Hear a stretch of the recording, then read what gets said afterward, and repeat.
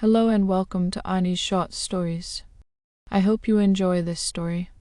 I'm going to try and upload a new story each day. The Ghostly Choir of Newport Cathedral. The first time Holly Arnold heard the singing, she was walking home from a late shift at the Newport Historical Archive. It was past midnight, and the town of Newport was cloaked in a thick autumn fog, the kind that swallowed up the lamplight and made the old streets of the Isle of Wight feel even older. The air smelled of damp earth and distant sea brine. As she passed Newport Cathedral, a sound drifted through the mist, soft, melodic, yet tinged with something sorrowful. A choir. But that was impossible. The cathedral had been closed for years, ever since the tragic fire that had gutted its interior. Holly froze, her breath clouding in the chill night air. The voices swelled, layered in perfect harmony, yet carrying a hollow resonance as though they were singing from another world. A cold shiver ran down her spine, but curiosity overrode her fear. She stepped closer, her boots clicking on the wet cobblestone. The great oak doors stood ajar. A gust of wind rustled past her, carrying whispers that weren't quite words. She hesitated. No one had stepped foot in the cathedral for nearly a decade. Yet, as she peered through the crack, candlelight flickered in the gloom. Inside, the nave stretched before her, untouched by fire or time, restored to its former grandeur. The scent of burnt wood, however, lingered faintly like an unshakable ghost.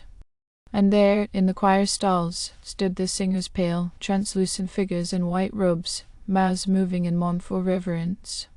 A sharp gasp escaped Holly's lips, and at once the singing stopped. The ghostly choristers turned in unison, hollow eyes fixed on her.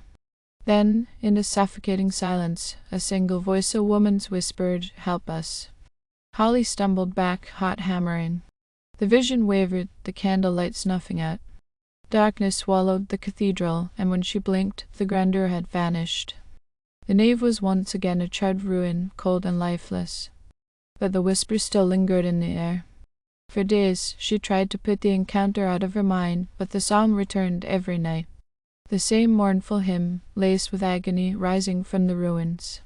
Desperate for answers, she dug into the cathedral's history, poring over old records in the archives. Then she found it. A forgotten tragedy from 1872, an entire choir perished in a fire during a midnight performance.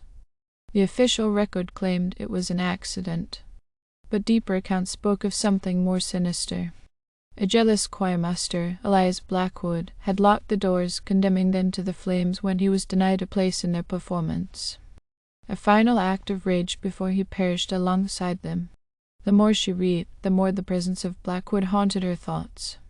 She began to hear whispers even outside the cathedral, faint sobs echoing in her ear when no one was near. Shadows flickered at the edges of her vision. Something was watching her. Holly returned to the cathedral the following night, armed with a lantern, salt, and a determination that overpowered her fear. As she stepped into the ruins, the air thickened, charged with something unseen. The spectral figures materialized once more, their faces stricken with sorrow. "I help us." "Ah?" Holly whispered. A wind stirred, and from the shadows another figure emerged. A man, draped in a tattered conductor's robe, Elias Blackwood. His face twisted in eternal malice, and the choir shrank from him. The air turned icy, the lantern flickering wildly in Holly's grasp. Blackwood's voice was like rusted iron. "If they sing for me, they will always sing for me." "No," Holly said. He laughed, a hollow, rattling sound, stepping closer. But Holly had read of the consecration ritual unfinished when the fire consumed them. She raised her voice, trembling but resolute, reciting the final Latin lines from the ancient text she had found in the archives. Blackwood's expression shifted, his confidence faltering. The choir's voices lifted in response, their song swelling, drowning out Blackwood's rage. The walls trembled, the air thick with energy. His form twisted, dissipating into a wail that was swallowed by the night. The flames of the past flickered around him, and then, in a final cry of despair, he was gone. One by one, the ghosts turned to Holly, their faces now peaceful, gratitude shining in their spectral eyes. And then they were gone. The cathedral fell silent, and for the first time in over a century, the midnight hymn ceased. The next morning, the townsfolk found Holly at the cathedral's threshold, exhausted but unharmed. The ruins, long marred by decay, seemed somehow lighter, as though the weight of tragedy had finally lifted. Holly knew she had freed them, released the voices from their endless lament. But sometimes, on the stillest nights, if one listens closely near Newport Cathedral, a faint, distant melody lingers, a song of farewell and of peace. Thank you for listening. I hope you enjoyed this story.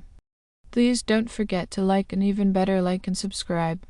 Thank you very much, and I hope you have had a great day.